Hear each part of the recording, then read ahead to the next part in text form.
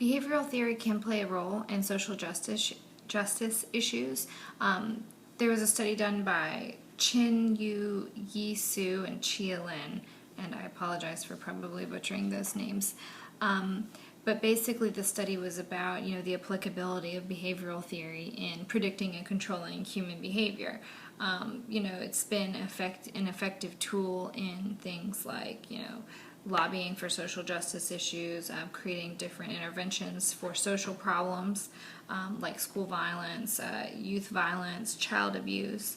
So this particular theory is actually quite useful in touching social justice issues.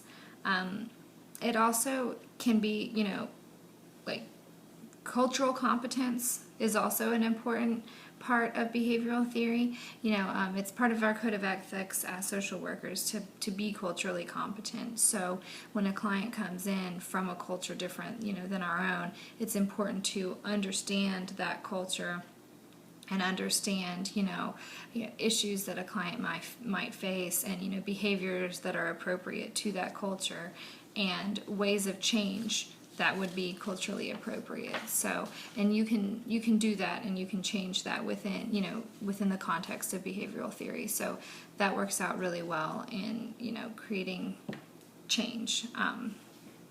Walsh points that out quite a bit in his text, Theories for Direct Social Work Practice.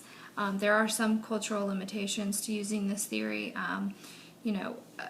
Culture can really obviously play a role in a person's personality and a person's level of trust and willingness to engage in therapy. So if you have a client who's just going to be suspicious or unwilling to participate, that using behavioral therapy really may be unsuccessful. And this is pointed out in a study done by Ezenwa and Ofojibi using a West African culture.